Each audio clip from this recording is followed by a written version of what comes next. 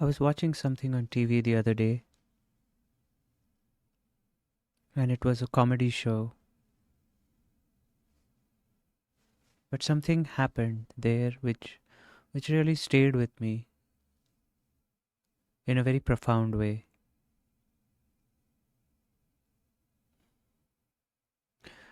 Maybe together we can unpack something that I heard and see how it applies to all of us. So, what I saw was there is this famous actor that comes on this comedy show, and the host tells him that, I'm really working towards my fitness and earning more money uh, based on what I see you have done in your career.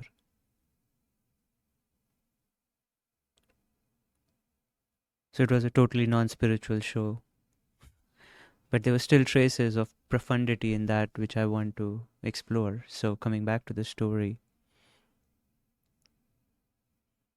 so this host says that how he's working towards it and he has a long way to go to to become close to what this famous and rich actor is doing. And then this actor said something very simple but very piercing.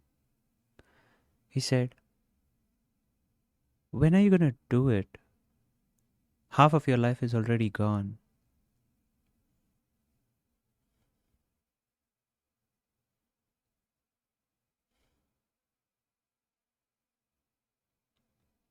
You know this, let me repeat it once more.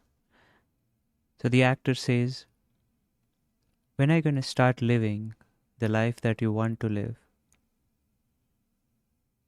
Because half of your life is already gone."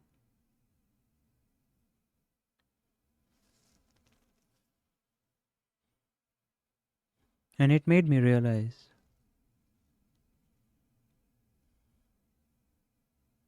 the mechanism, the mechanism of forgetfulness about how we believe that, we have forever to live, forever to actually do what we want to do, and that we don't have to do it now, but tomorrow is a good day.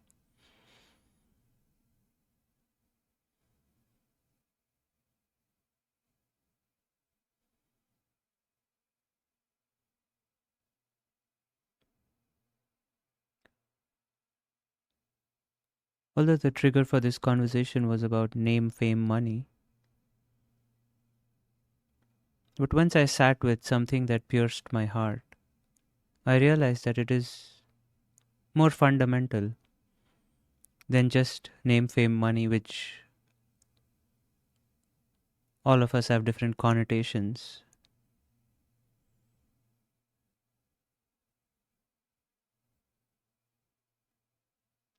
So this is not about name, fame, money, actors, comedy, etc. It's about everyday life.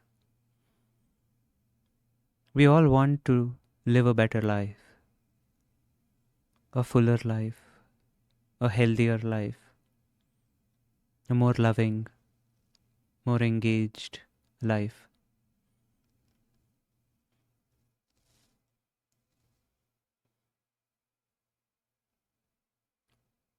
Not necessarily in terms of a goal oriented, but it's just in our nature to want to be healthier, to want to do things better.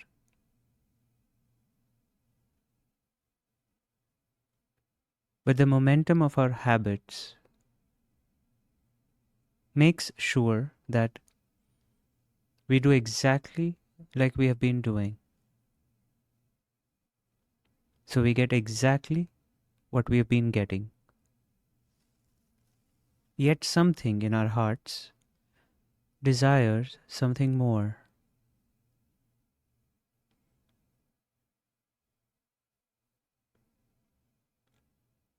That's why when someone is traveling to a better place, a friend of ours, we start living vicariously through them.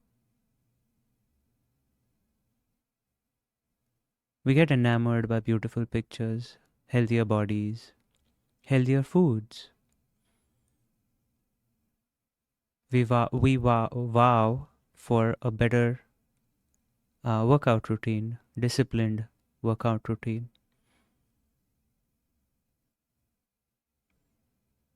to be more focused at work.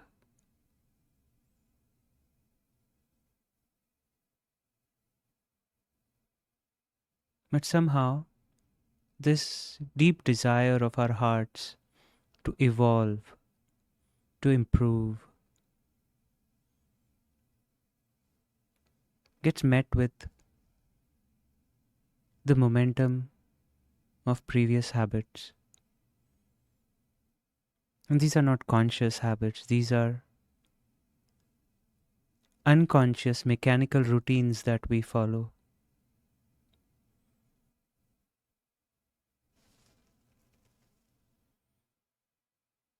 No matter how hard we try, we find it impossible to wake up earlier to get in a workout session because the body has its own inertia.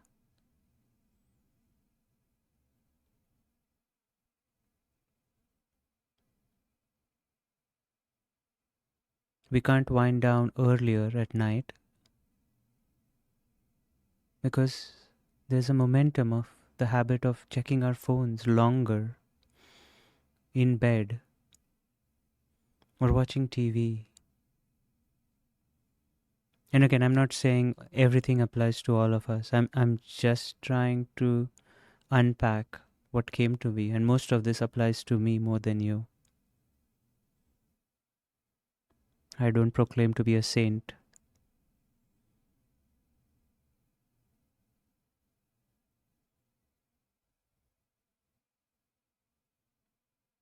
So we all can walk in this journey, evolve together. What I see is for sharing with everyone else, and same could be true about you.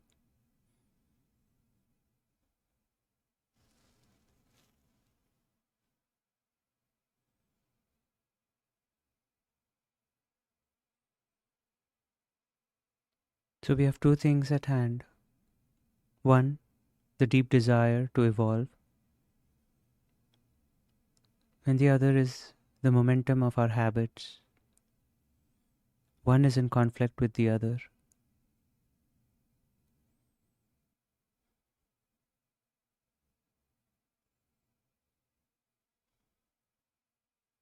And no matter how much we try, we can't shrug off this desire, which seems to be very fundamental to our nature.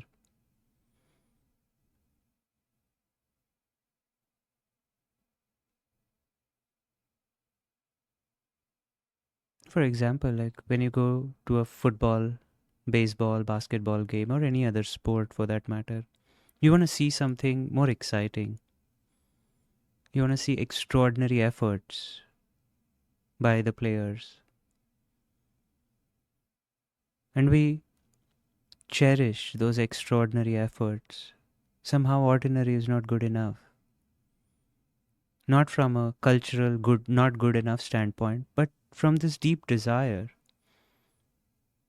of evolving, that our hearts desire this betterment. Like when we try to make food, we try to make it as good as we can, and then we want to exceed it.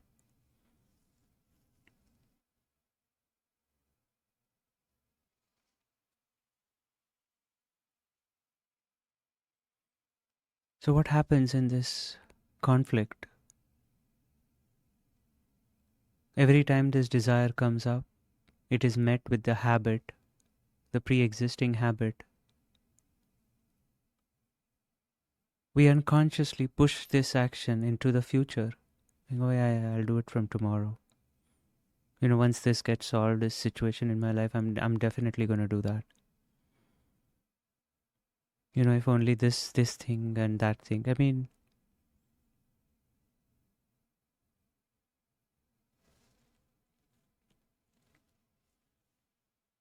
and in the process, days go by, weeks go by, years go by, and maybe half of our life has gone by.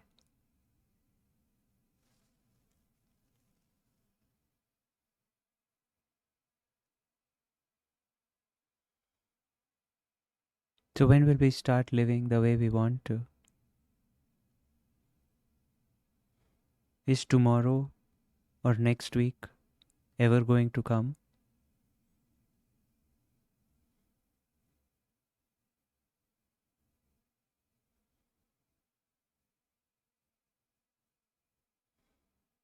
And I'm not trying to shame you or scold you. These words are not for your mind, for the pre existing habits or the pre existing knowledge. These words are for this deep desire within you, within me, to improve,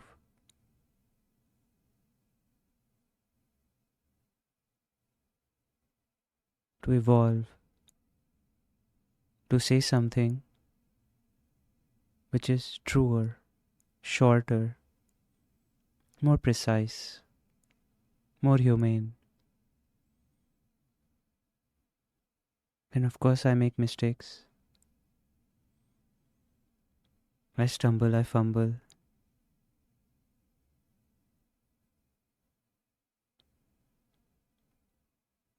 So these words are for that deep desire within us.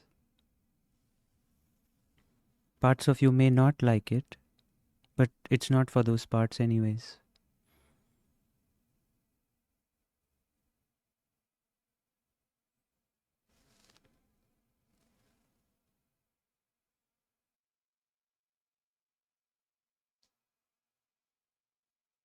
And on a more practical level, what happens with these kind of projections into the future or kicking the can down the road habit is our mental RAM keeps burning. This conflict is working at a conscious and more importantly at a subconscious level. There is lack of harmony in our inner and outer life. Incongruence.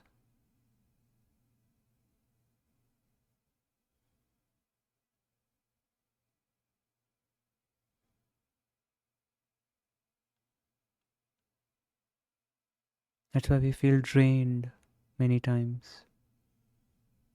Not because we have done a lot of things. Physical effort. Being drained from physical effort is can be replenished with a nap. But being drained by this mental activity all the time, this emotional activity all the time, can start taking a toll because it doesn't go away with a nap. It just pauses.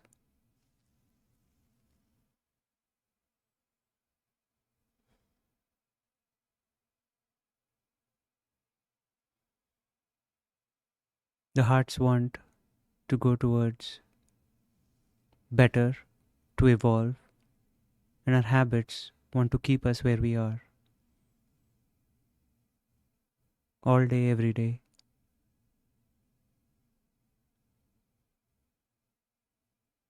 And I'm not talking about anything drastic like moving, being in a relationship, not being in a relationship, not these big ticket items. What I'm talking about is everyday life. It's like wanting to go for lunch outside, waking up early sometimes, and working out, going for a run.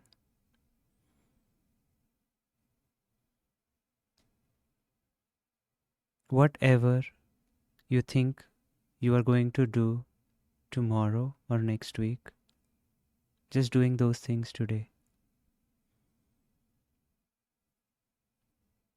The only way to stop this energy drain is congruence, harmony between our inner and outer.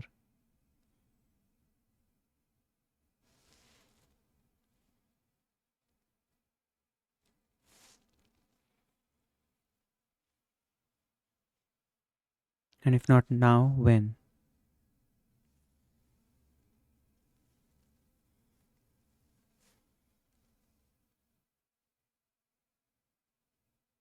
For some people, going cold turkey works. For some of us, a little more paced out effort works. Without being violent with ourselves, with our habits, how can we nudge them into a direction that we want? You don't want your mind and your bodies to rebel by doing something too much too soon. But neither do you want this deep desire to be buried. Because it's not just buried, it's kicking and screaming there. It's draining our energy.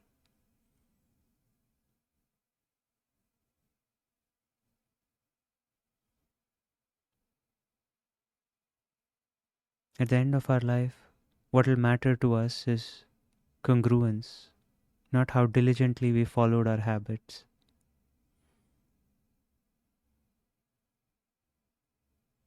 There's no medal for how many reps you have done for the same activity. And we are not interested in that medal, anyways. We act as if we are, but nobody's handing out the medals, and we won't be interested either.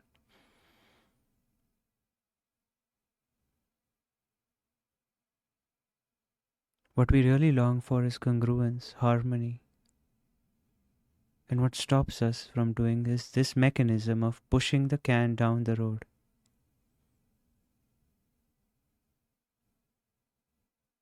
And it's amazing how just one step in the right direction, and by right I mean whatever the direction you want to go in, not someone else. Even a small step in that direction will pacify your heart, and you will stop losing energy to this conflict. The habit will start eroding.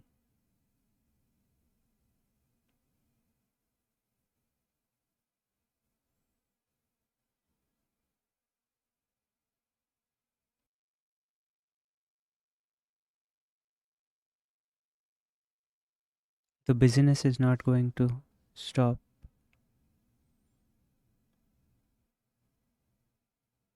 This busy doing something or the other is always going to happen.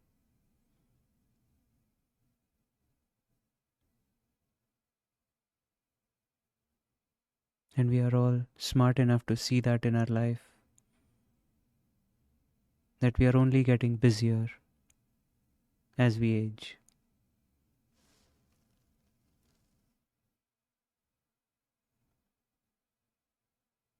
The wisdom in us is waiting to spring out.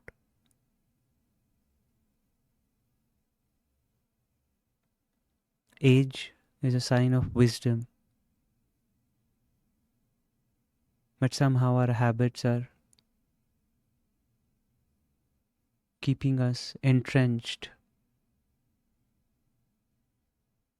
into doing the same thing over and over again, living the same life like a Groundhog Day movie.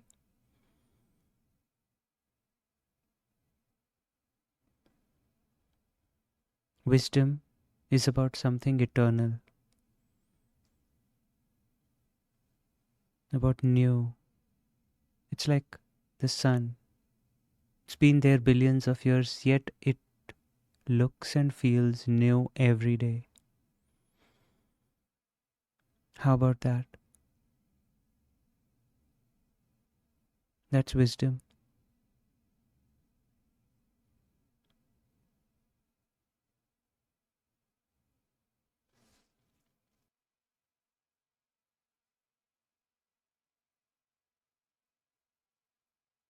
This thing about half the life has already passed is true, no matter when you hear this.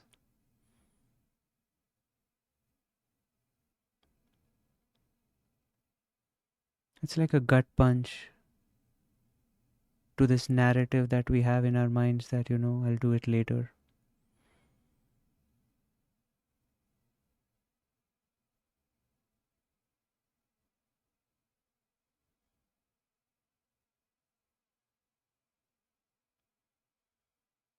But we can't will our way into it. We can only wise our way into it.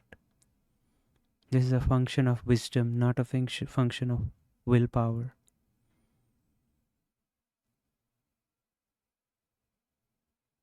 The wisdom lies in understanding the mechanism,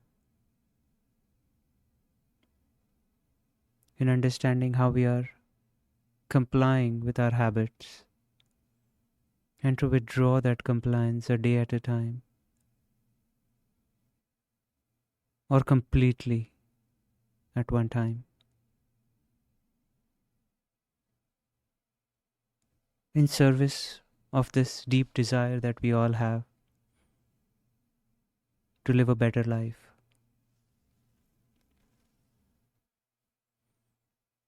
Not someone else's better life, but your better life.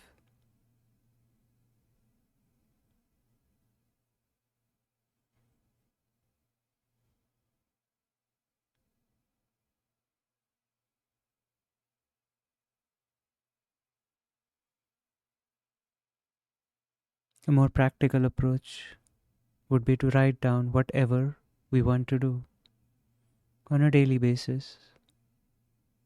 No high ticket item, just mundane daily stuff that you've been postponing. Just write it down in a notepad. And what can be done to incorporate that activity in our life today?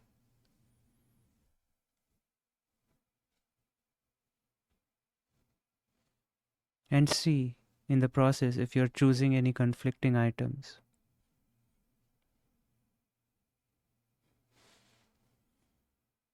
That's where our minds are very cunning. It'll come up with two seemingly unrelated items, but a little zooming in will show us that they are actually conflicting. If you choose one, you're going to be miserable about the other. And that doesn't help with congruence or harmony. You can't decide to be sitting in one place and wanting to go somewhere at the same time. So when you make this list, beware of what is stopping you from doing that. Is there a conflicting habit?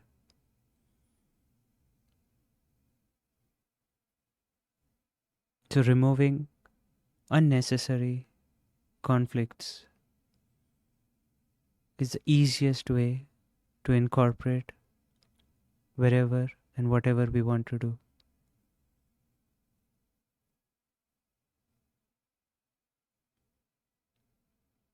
So I would suggest writing down what you want to do. Next to it, writing down what is stopping you from doing it. And next to it, in the third column, you can write down what can you do to start doing what you want to do. Or can you completely let go of this desire? And if you can't, you have to eliminate column 2. You have to take column 1 and start incorporating for your own peace, for your own congruence and harmony.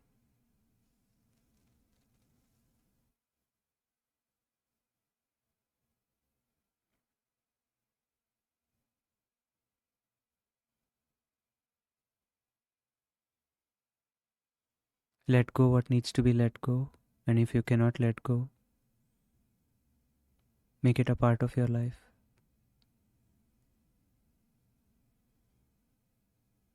And if you don't feel like doing it after that, maybe it was just a a passing desire, then you can still let it go after you do it once or twice. But you'll start noticing a relaxation in your bodies and minds once this congruence starts kicking in, once this conflict starts fading away.